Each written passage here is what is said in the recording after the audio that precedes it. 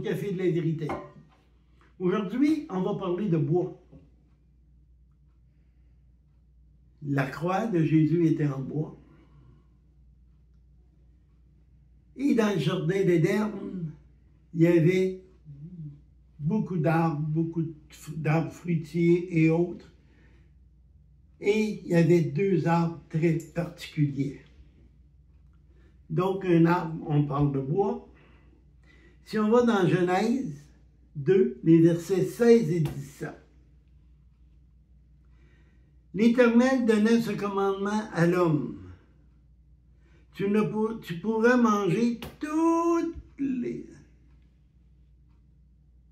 tous les arbres du jardin, mais tu ne mangeras point de l'arbre de la connaissance du bien et du mal, car au jour où tu en mangeras, tu mourras.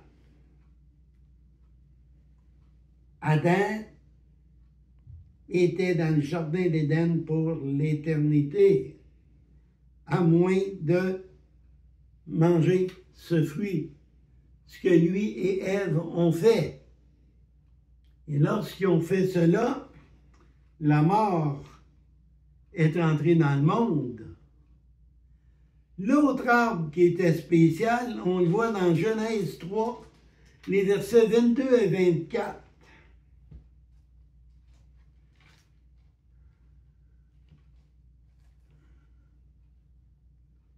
L'Éternel Dieu dit, maintenant que l'homme est devenu l'un de nous pour la connaissance du bien et du mal.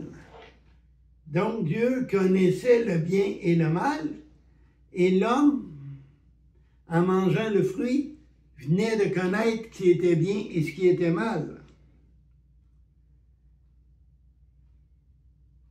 Donc, environ qu'il tende la main pour prendre un fruit de cet arbre-là. C'est ça que là, il ne fallait pas. Alors Dieu a envoyé des chérubins pour vérifier l'arbre, parce que cet arbre-là représente la vie éternelle. Il représente Jésus.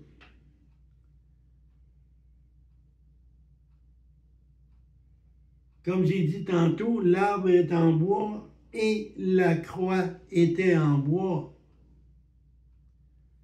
Dans Marc, le chapitre 15 et le verset 21, ils forcèrent à porter la croix de Jésus. Jésus était rendu trop faible, il n'arrivait plus à porter sa croix.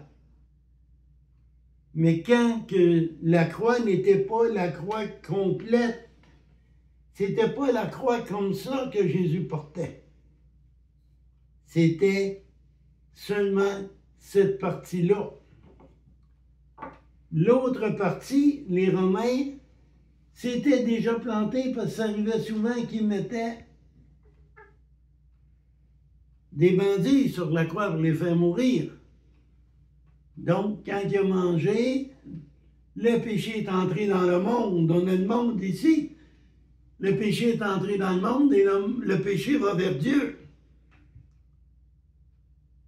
Donc, on a besoin d'un sauveur. Marc 15, 38 maintenant.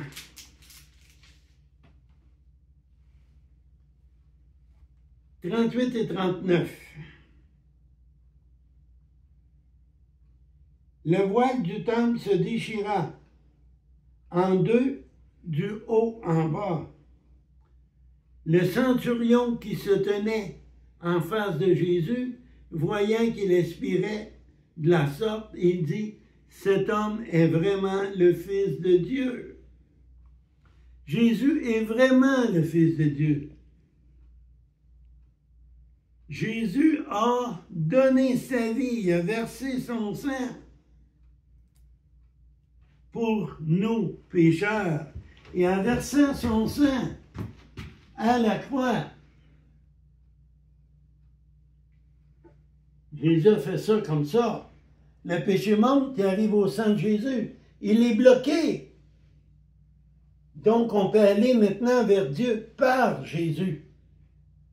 Il n'y a pas d'autre façon, il n'y a pas d'autre chemin que Jésus. Nous sommes pécheurs, on arrive à Jésus, regardez, c'est horizontal, ça bloque. Le péché ne peut pas aller plus loin. Si vous n'acceptez pas Jésus, ça passe. Mais avec Jésus, tout est arrêté. Par son sang coule sur notre péché et nous sommes pardonnés. Le seul chemin qui mène au ciel, c'est Jésus. Jean 14, 6. C'est le seul chemin. Il n'y en a pas d'autre. Il resterait peu de temps. On voit les prophéties s'accomplir. On voit Israël là, se préparer pour la guerre finale, avant pour la venue de leur Messie, qui est l'Antéchrist, qui est le faux Messie. Parce qu'eux n'ont pas Jésus. Mais nous sur la terre, qu'on soit juif, qu'on soit canadien, qu'on soit africain ou autre, si on s'est tourné vers Dieu, qu'on lui a demandé pardon, si on s'est tourné vers Dieu et qu'on le remercie pour son Fils qui est mort à la croix, nous sommes pardonnés. En n'ayant plus de péché, on revient dans le jardin d'Éden.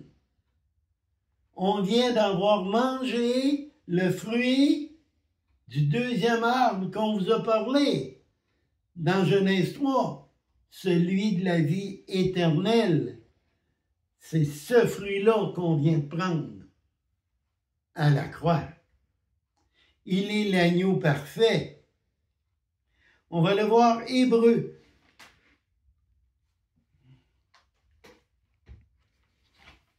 Hébreux 9, 12 à 14.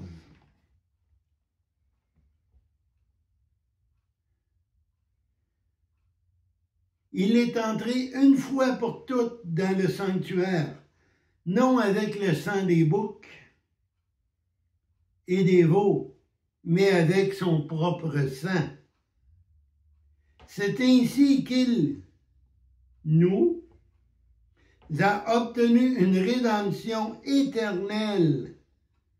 Car si le sang des boucs et des taureaux et la cendre des génisses qu'on répand sur ceux qui sont souillés, le sacrifice de manière à purifier la chair, combien plus grand le sang de Christ, du Fils de Dieu, qui par l'Esprit éternel s'est offert lui-même un agneau sans tache. Jésus n'avait pas péché. Il purifiera-t-il notre conscience des œuvres mortes pour que nous servions un Dieu vivant? C'est Jésus qui a payé le prix. Faites cette prière. Oui, Père très saint, je suis pécheur. Je le reconnais que je suis pécheur et que je mérite la mort, je mérite l'enfer. Mais toi, tu m'as tellement aimé que tu m'as donné ton Fils qui est venu à la croix mourir pour moi. Tu m'as donné ton Fils pour que je puisse entrer de nouveau dans le jardin d'Éden et avoir la vie éternelle, comme le dit ta parole. Donc, je reconnais que seul Jésus est mon sauveur. Et je te remercie, Père, de m'avoir aimé. Donc, sur cela, partagez,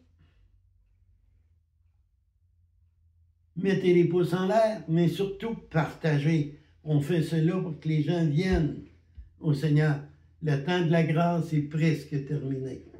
Donc, voyons ce que ça se termine. Voyons, avant que ça se termine, d'être en règle avec Dieu. Sur cela, bonne prière et que l'Éternel vous bénisse.